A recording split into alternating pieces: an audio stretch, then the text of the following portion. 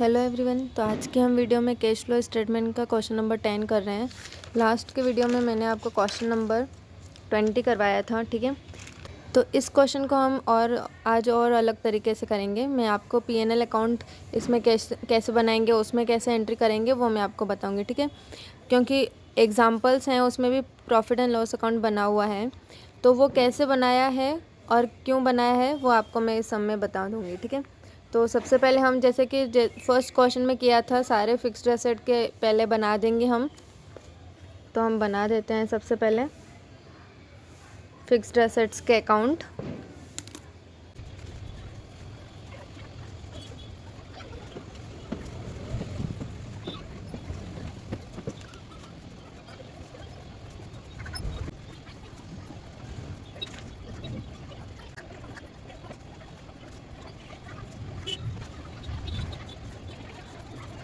तो यहाँ पे मैंने कौन कौन से अकाउंट बनाए हैं। एक मशीनरी अकाउंट बनाया है, लैंड एंड बिल्डिंग, इन्वेस्टमेंट, उसके बाद है equity share, general reserve, capital reserve. Profit and loss account का हम बनाएंगे, इसलिए ये हमने डिफरेंस हम लिया है, ठीक है। तो प्रॉफिट एंड लॉस अकाउंट थोड़ा बड़ा बनेगा, तो इसलिए मैंने यहाँ पे लास्ट में बनाया है, ओके। उसके बाद है डिबेंचर का अकाउंट बनाया है, and provision for income tax, provision for depreciation and propose dividend, ठीक है। तो 1 2 3 4 5 6 7 8 9 10 एंड 11 अकाउंट्स हमने बनाए हैं, ठीक है।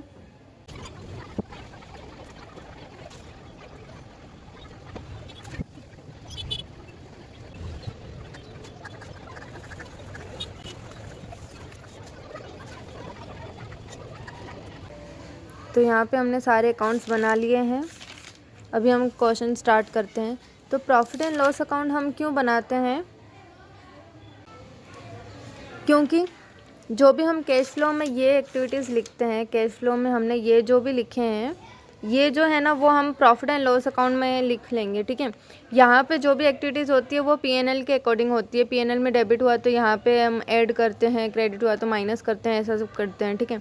तो यहाँ पे जो भी हम एक्टिविटीज़ करेंगे वो यहाँ पे हम पीएनएल में लिख देंगे, ठीक है। अब और जो ये भी वर्किंग कैपिटल है, सिर्फ वही एंट्री इसमें आएगी कैश फ्लो ऑपरेटिंग एक्टिविटीज़ में, ठीक है। डायरेक्ट प्रॉफिट लिख देंगे। प्रॉफिट जो भी यहाँ पे पीएनएल में आएगा, हमारा डिफरेंस यहाँ पे आएगा या यहाँ पे, तो वो हम यहाँ पे प्रॉफिट में लिख देंगे डायरेक्ट। और जो ये वाला होगा, ये पार्ट हमारा स्किप हो जाएगा, ये पूरा पार्ट स्किप हो जाएगा, और डायरेक्ट हमारा चेंजेस इन वर्किंग कैपिटल में जो भी एंट्रीज होंगी वही आएगी, और लेस जो हम टैक्स पेड करते हैं वो माइनस करेंगे, हमारा नेट कैश फ्लो आ जाएगा।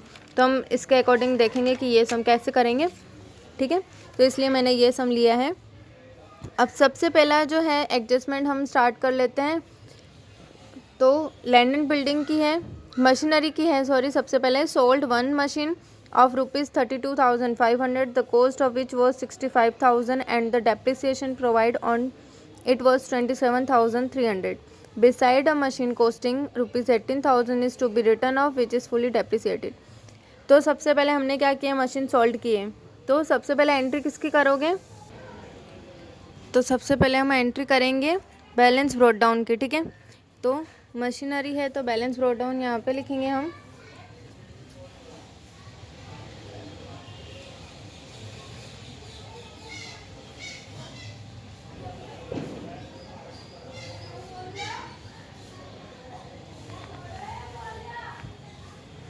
हमने मशीन सोल्ड की है 32,500 में, ठीक है। तो हमने सोल्ड किया है, तो हम कहाँ पे लिखते हैं, यहाँ पे। तो यहाँ पे लिख दोगे बैंक अकाउंट सोल्ड 32,500। उसके बाद है द कोस्ट ऑफ विच वो 65,000, जिसकी कोस्ट क्या थी, 65,000 की थी, ठीक है। And the depreciation provided on it was 27,300, और डेप्रिसिएशन कितना हमने प्रोवाइड किया था, 27,300, ठीक है। तो पहले हम डेप्रिसिएशन जो हमें दिया हुआ है वो सीधा सीधा यहाँ पे दिया हुआ है, तो हम वही लिख देंगे, ठीक है। अब यहाँ पे बिसाइड अ मशीन कोस्टिंग 18,000, ये वाला भी है जो रिटर्न ऑफ है, ठीक है। मतलब ये फुल्ली डेप्रिसिएटेड, मतलब 18,000 भी डेप्रिसिएशन है, तो वो भी यहाँ पे लिख दो 18,000 डेप्रिसिएशन। अब हमारा प्रॉफिट हुआ है या लॉस हुआ है वो हमें देखना है, ठीक है। तो 32,500 में हमने मशीन सोल्ड की है। अब मशीन की कॉस्ट थी 65,000, ठीक है, बट डेप्रिसिएशन भी हम माइनस करेंगे, ठीक है। तो मैं यहाँ पे आपको कैलकुलेट करके बता देती हूँ।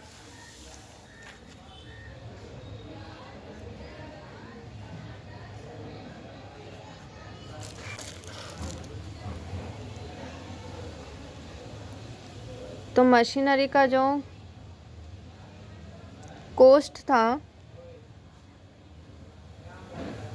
वो था 65,000, ठीक है। अब उसमें से डेप कितना है, डेप माइनस करेंगे 27,300। तो 65,000 माइनस 27,300 37,700 आया।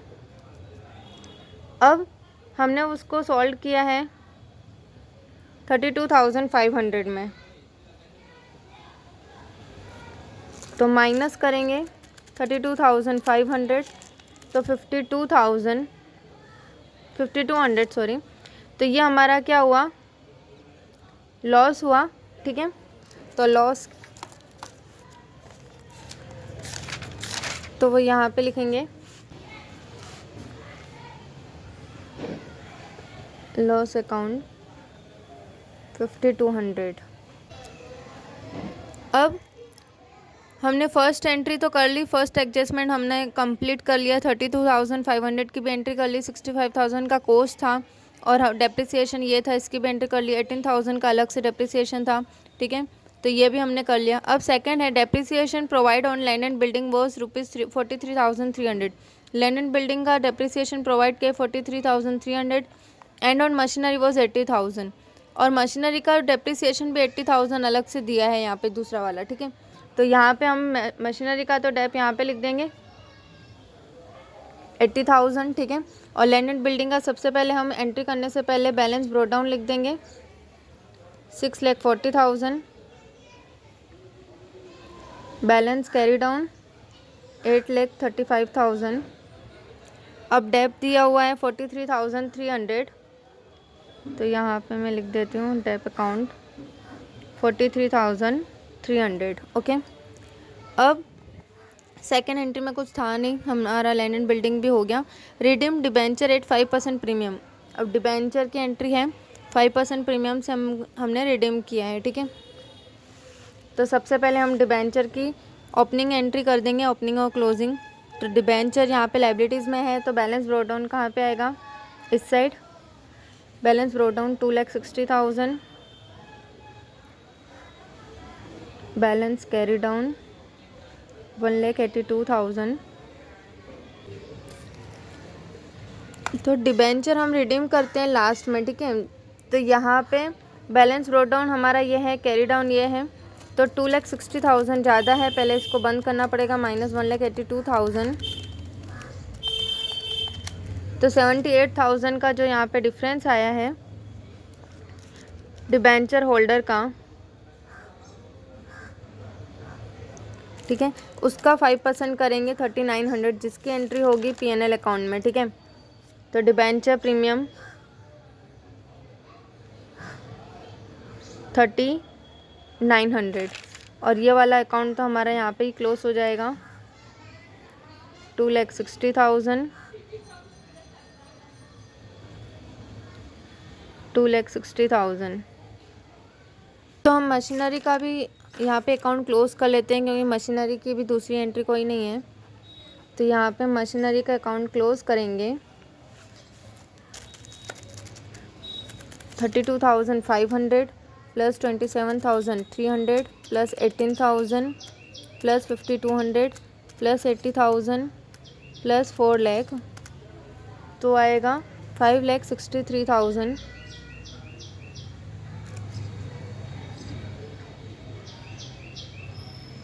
माइनस करेंगे 4 लाख, तो 1,63,000। यहाँ पे लिख देंगे बैंक अकाउंट, जो कि वो हमारा क्या हो जाता है, डेबिट में डिफरेंस आ रहा है तो परचेस, ठीक है। और ये परचेस की एंट्री हम कैश फ्लो में करेंगे लास्ट में। अब यहाँ पे भी अकाउंट क्लोज कर लेंगे मशीनरी का भी, क्योंकि इसकी भी कोई और दूसरी एंट्री है नहीं। 4,43,300 प्लस 83,000 8,35,000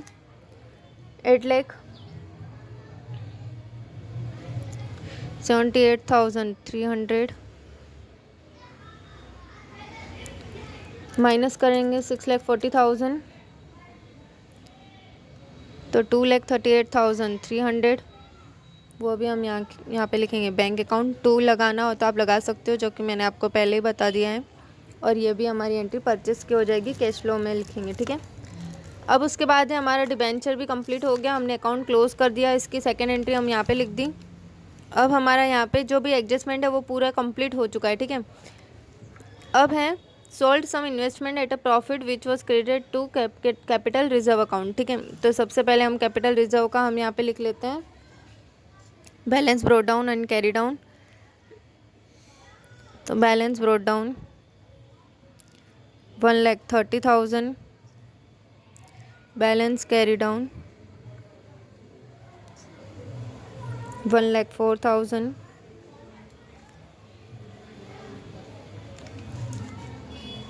उसके बाद हम यहाँ पे बोल रहा है sold some investment at a profit, ठीक है, which was credited to capital reserve. अब हमने ना कुछ इन्वेस्टमेंट सोल्ड की है प्रॉफिट पे, जिसका हम which was credited to capital reserve, वो हमने कैपिटल रिजर्व में क्रेडिट किया है, ठीक है। तो इन्वेस्टमेंट में तो कोई एंट्री आएगी नहीं उसकी, तो यहाँ पे जो भी डिफरेंस आएगा वो हम सीधा लिखेंगे, वो हमारा क्या हो जाएगा, सोल्ड, ठीक है। तो 1,30,000 माइनस करेंगे 1,04,000, तो 26,000 का जो डिफरेंस आया है वो हो जाएगा बैंक अकाउंट सोल्ड, और ये हमारा अकाउंट कंप्लीट हो जाएगा, क्लोज हो जाएगा 1,30,000, ठीक है। उसके बाद है कैपिटल रिजर्व का यहाँ पे मेंशन किया है, तो कैपिटल रिजर्व का मैं ले लेती हूँ पहले अकाउंट। और कैपिटल रिजर्व में क्या है, बैलेंस ब्रोट डाउन यहाँ पे नहीं है, बैलेंस कैरी डाउन यहाँ पे दिया हुआ है 13,000। तो जो उन्होंने कहा था जो भी प्रॉफिट होगा कैपिटल रिजर्व में क्रेडिट हो जाएगा, तो यहाँ पे जो भी डिफरेंस आएगा वो हमारा प्रॉफिट ही हो जाएगा। तो यहाँ पे लिख देंगे बैंक अकाउंट 13,000, और ये वाला भी अकाउंट क्या कर देंगे, क्लोज। अब decided to value stock at a cost, whereas previously the practice was to value stock at cost less 5%. The stock on 31/3/2012 was correctly valued at cost. तो स्टॉक का है तो स्टॉक का यहाँ पे मैं आपको समझा देती हूँ कि इसमें कैसे करना है, ठीक है।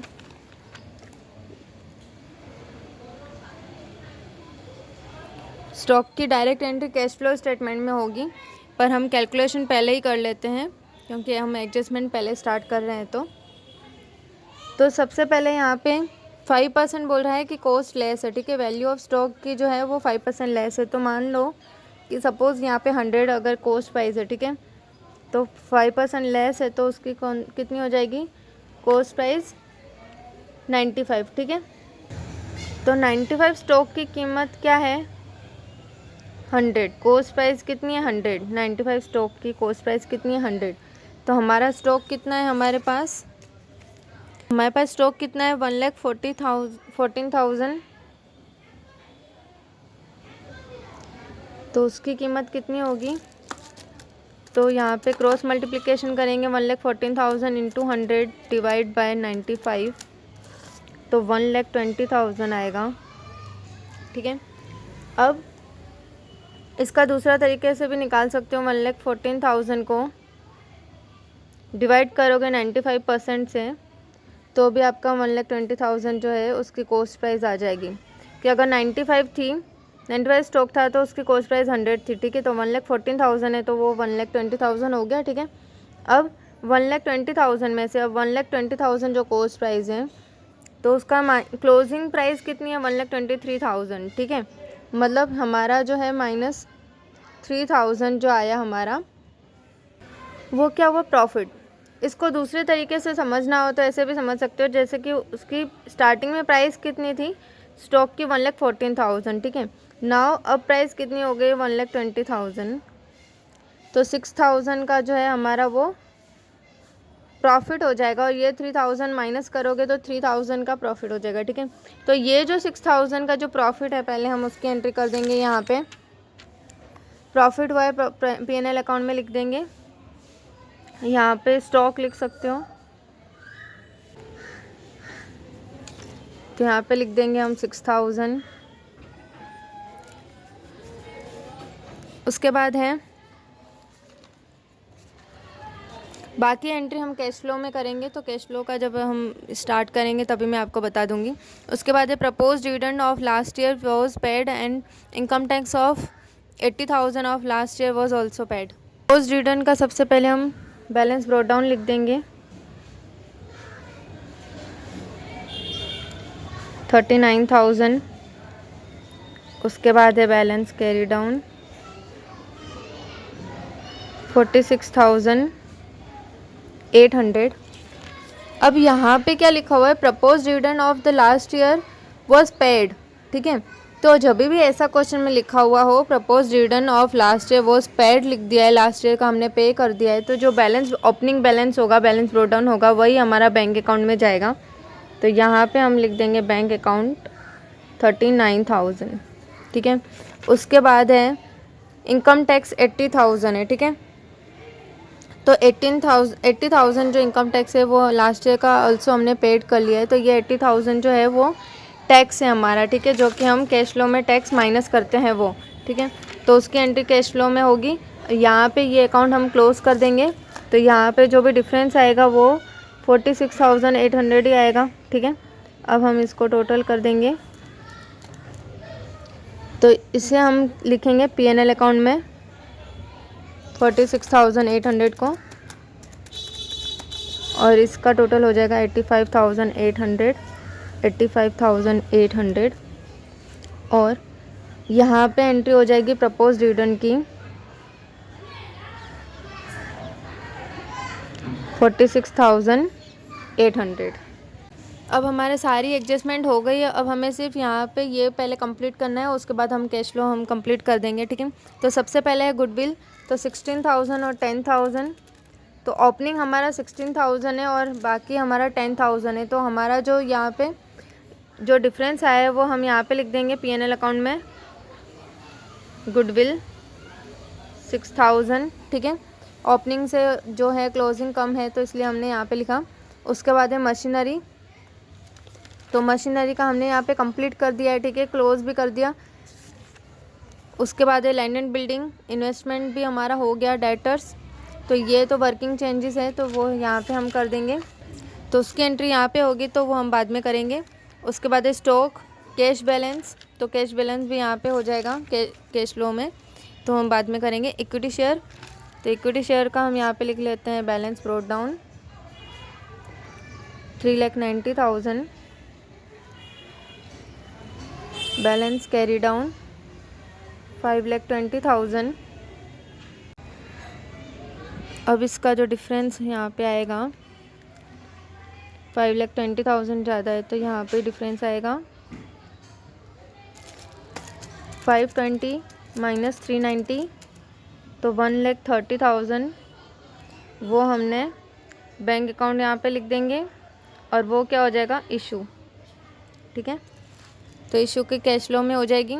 उसके बाद है जनरल रिज़र्व, तो जनरल रिज़र्व का भी हम यहाँ पे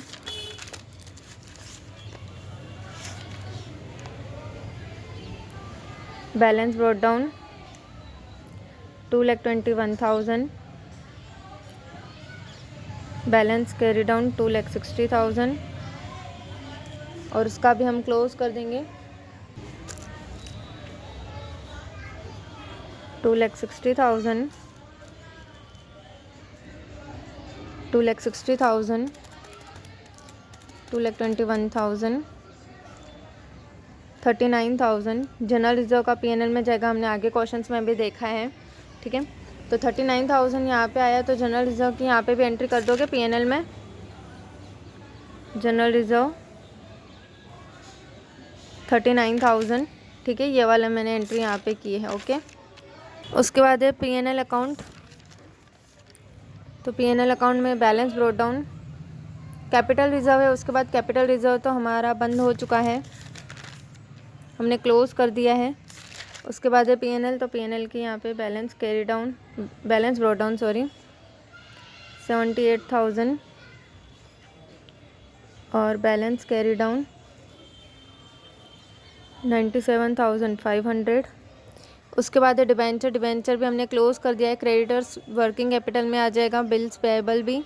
provision for income tax, so provision for income tax सबसे पहले हम बैलेंस ब्रॉट डाउन लिख देंगे 1,17,000, बैलेंस कैरी डाउन 1,10,500। अब इसका जो डिफरेंस जाएगा 1,17,000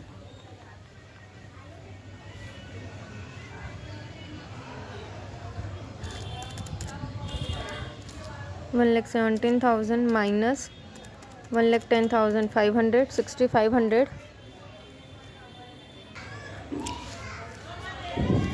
तो इसमें 80,000 जो है इनकम टैक्स हमारी जो ये एंट्री थी वो बाकी रह गई थी, तो 80,000 हमने पे किया है, तो 80,000 की एंट्री यहाँ, तो यहाँ पे 80,000 पे करेंगे, तो यहाँ पे लिखेंगे बैंक अकाउंट। अब इसका टोटल करेंगे 80,000 प्लस 1,10,500, तो यहाँ पे टोटल हो जाएगा 1,90,500। 1,90,500 माइनस करेंगे 1,17,000, तो आएगा 73,500, वो जाएगा हमारा P&L में। ठीक है, तो P&L में हम यहाँ पे इसकी एंट्री कर देंगे। क्रेडिट में है तो डेबिट सेट करोगे, प्रोविज़न फॉर टैक्स 73,500। उसके बाद है प्रोविज़न फॉर टैक्स हो गया। प्रोविज़न फॉर डेप्रिसिएशन, तो उसका भी हम स्टार्टिंग में लिख देंगे balance brought down 2,99,000, balance carry down 3,77,000। जो भी डेप थे हमारे वो भी लिख देंगे। मशीनरी का जो हमारा यहाँ पे डेप था 27,300, तो वो यहाँ पे लिखेंगे मशीनरी डेप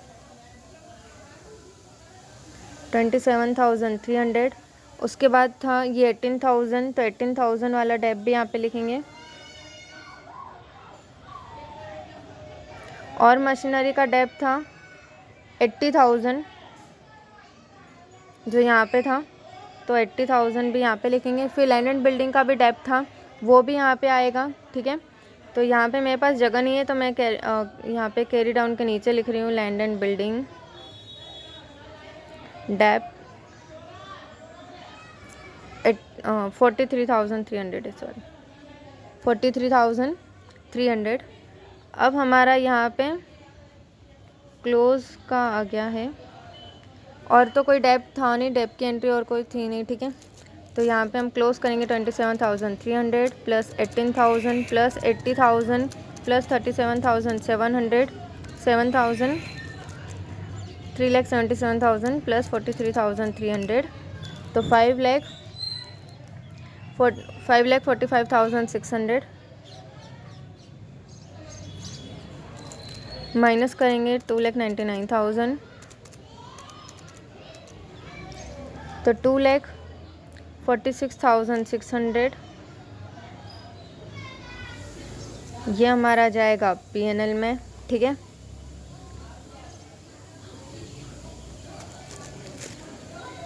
और यहाँ पे लिखेंगे प्रोविज़न फॉर डेप 2,46,600। ठीक है, तो हमारा सारा ऑलमोस्ट जो है कंप्लीट हो चुका है। अभी हम एक बार चेक कर लेते हैं। हाँ, तो सारा हमारा कंप्लीट हो चुका है। अब हम P&L अकाउंट भी बंद करेंगे। हम यहाँ पे प्रपोज डिविडेंड तक तो पहुँच गए थे, प्रोविज़न फॉर डेप्रिसिएशन। ठीक है, प्रपोज डिविडेंड हमारा हो चुका था क्लोज। उसके बाद है अनपेड डिविडेंड, वो हम कैश फ्लो में डायरेक्ट करेंगे। ठीक है, एंट्री, तो यहाँ पे हमारा सब कुछ हो चुका है। ठीक है, तो हम P&L पहले क्लोज कर लेते हैं।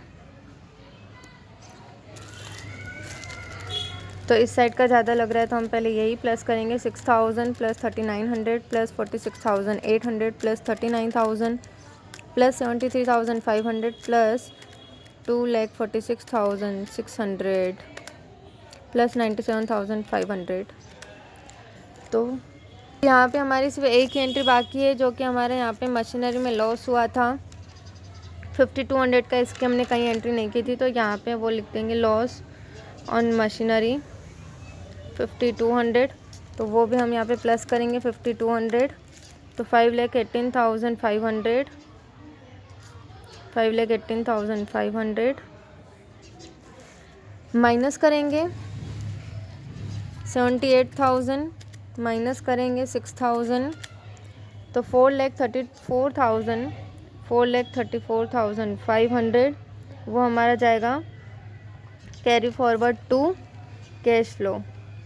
ठीक है, आप पूरा लिख देना कैश फ्लो में। अब कैश फ्लो में हम यहाँ पे सबसे पहले जो प्रॉफिट होता है, यहाँ पे जो प्रॉफिट लिखते हैं वो हम यहाँ पे डायरेक्ट बाहर लिख देती हूँ मैं 4,340,500, या आपको यहाँ पे लिखना हो तो यहाँ पे भी लिख सकते हो, जो कि हमने लास्ट वीडियो में यहाँ पे लिखे हैं दोनों टाइम। ठीक है, उसके बाद है हम यहाँ पे जो भी वर्किंग चेंजेस कैपिटल है वो करेंगे। तो हमारा बाकी था डेटर्स का। ठीक है, तो हम यहाँ पे डेटर्स का पहले लिख लेते हैं। 2,50,000 है, 2,80,000 हम माइनस करेंगे तो 30,000 का डिफरेंस आएगा, तो वो माइनस हो जाएगा। ठीक है, जैसा कि यहाँ पे हम कम होता है तो हम माइनस करते हैं, लास्ट वीडियो में मैंने आपको बताया था। ठीक है, यहाँ पे फिर है स्टॉक। तो स्टॉक का जो हमने यहाँ पे कैलकुलेट किया था 6,000 का जो प्रॉफिट आया था। ठीक है, और ये -3,000 हमारा आया था। ठीक है, तो स्टॉक यहाँ पे लिख देंगे हम माइनस का 3,000, क्योंकि उसकी वैल्यू चेंज हुई थी तो हमने यहाँ पे ऑलरेडी निकाल के रखा था, तो हमें सिर्फ यहाँ पे माइनस का 3,000 लिखना है। ठीक है, उसके बाद है कैश बैलेंस। तो कैश बैलेंस जो है हम लास्ट में लिखेंगे।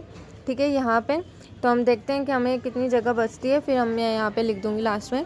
उसके बाद है फिर यहाँ पे हमारा आता है क्रेडिटर्स से स्टार्ट होता है। ठीक है, तो क्रेडिटर्स यहाँ पे 1 लाख है, यहाँ पे 69,000 है, कम है, तो क्रेडिटर्स का जो भी डिफरेंस आएगा यहाँ पे ये ज़्यादा है। 1 लाख माइनस 69,000, 31,000, तो वो भी माइनस हो जाएगा। उसके बाद है बिल्स पेएबल 56,000, यहाँ पे 1 लाख है तो यहाँ पे ये प्लस होगा। Bills payable 44,000। ठीक है, उसके बाद है प्रोविज़न, ये हो गया। अनपेड डिविडेंड, जो कि मैंने आपको बोला था हम कैश फ्लो में लिखेंगे, तो अनपेड डिविडेंड 5,200, तो ये भी हमारा प्लस होगा। अब हमारा यहाँ पे कुछ नहीं है, तो हम यहाँ पे इसको साथ में कैलकुलेट ही कर लेते हैं। 30,000 प्लस 3,000, आगे मैं माइनस लगाती जा रही हूँ तो आपको वैसे लगाना ही है। माइनस का 31,000 प्लस 44,000 प्लस 5,200, तो हमारा है 14,800 माइनस का। ठीक है, उसके बाद है हमें माइनस करना है टैक्स, जो कि हमारा था यहाँ पे आपको याद होगा 80,000 का। ठीक है, तो यहाँ पे हम टैक्स माइनस करेंगे 80,000, क्लोज कर देते हैं 434,500 ये वाला। ठीक है, उसमें हमें 14,800 माइनस करना है। ठीक है, उसके बाद है 80,000 जो कि माइनस करना था टैक्स,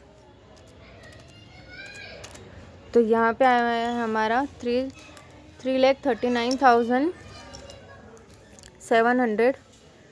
3,39,700 ये हमारा आ गया ए का net cash flow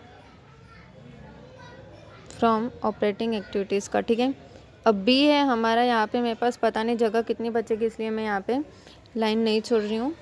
cash flow from investing activities. अब यहाँ पे हमारा ये तो हमारा कंप्लीट हो चुका है, हमें बस यहाँ से ट्रांसफ़र करना है। तो मशीनरी का हमने यहाँ पे परचेस किया था, तो परचेस करेंगे, माइनस होगा। ठीक है, और एक सोल्ड का यहाँ पे हम करते हैं एंट्री, तो सोल्ड की यहाँ पे हम क्या करेंगे प्लस, तो मशीनरी सोल्ड प्लस 32,500 और मशीनरी परचेस माइनस किया है 1,63,000। ठीक है, उसके बाद है ये हमने सारी एंट्री कर ली। लैंड एंड बिल्डिंग का परचेस किया है हमने 2,38,300। तो लैंड एंड बिल्डिंग माइनस करेंगे 2,38,300। उसके बाद है इन्वेस्टमेंट का सॉल्व किया है तो प्लस हो जाएगा। Investment solve plus. इन्वेस्टमेंट में एक बात याद रखनी है, यहाँ पे 26,000 है, ठीक है। और प्रॉफिट जो बोल रहा था कैपिटल रिजर्व में, तो कैपिटल रिजर्व में बैंक अकाउंट में हमारा कितना है, तो 13,000, ठीक है।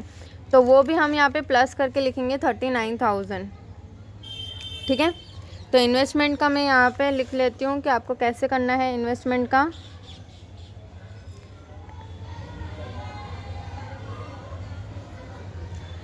सेल किया था हमने 26,000 में, ठीक है। प्लस हमारा प्रॉफिट हुआ 13,000, तो यहाँ पे 39,000 जो है उसकी एंट्री यहाँ पे आपको करनी है, ठीक है।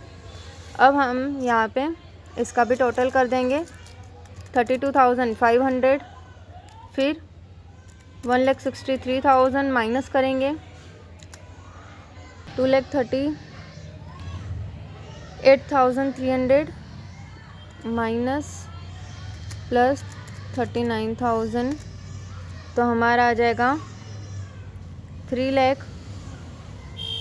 यहाँ पे माइनस का 3,29,800, ठीक है। इसको यहाँ पे लिखना था 3,29,800। यह हमारा बी का आ गया, B net cash flow from investing activity. अब सी का है cash flow from financial activities. अब फाइनेंशियल में जो भी हम डिबेंचर होल्डर थे और वो सब थे उसकी एंट्री करेंगे।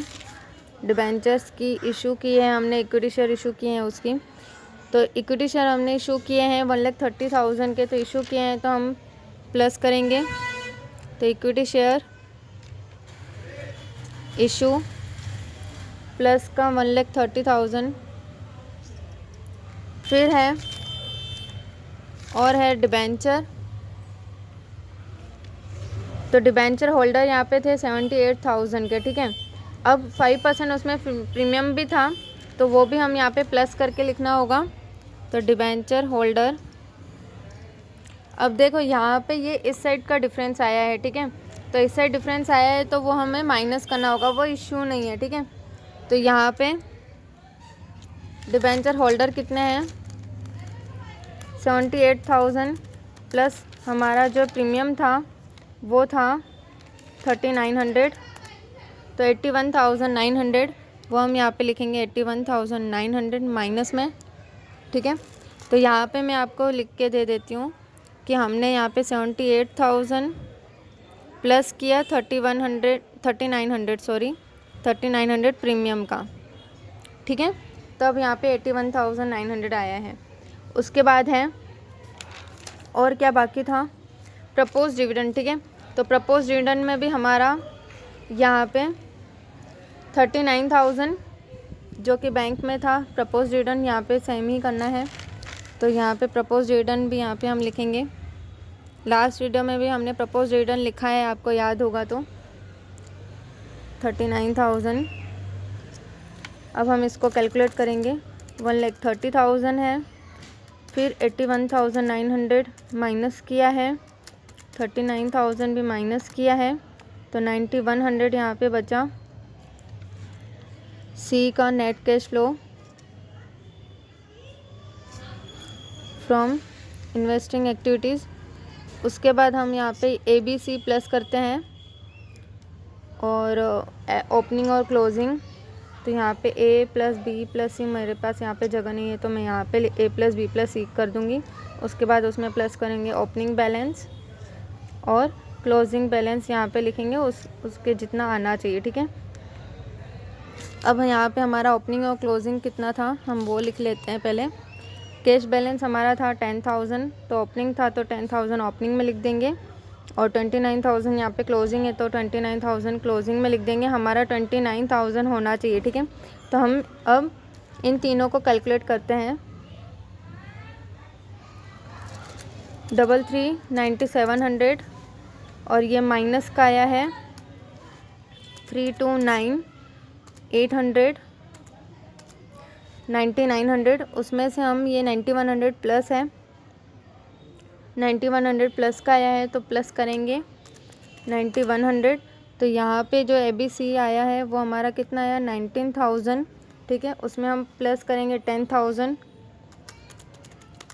तो 29,000 हमारा आ जाएगा, ठीक है, क्लोजिंग। तो आई होप आपको ये क्वेश्चन समझ में आया होगा। हमने ये P&L अकाउंट बना के किया है, ठीक है। Thank you.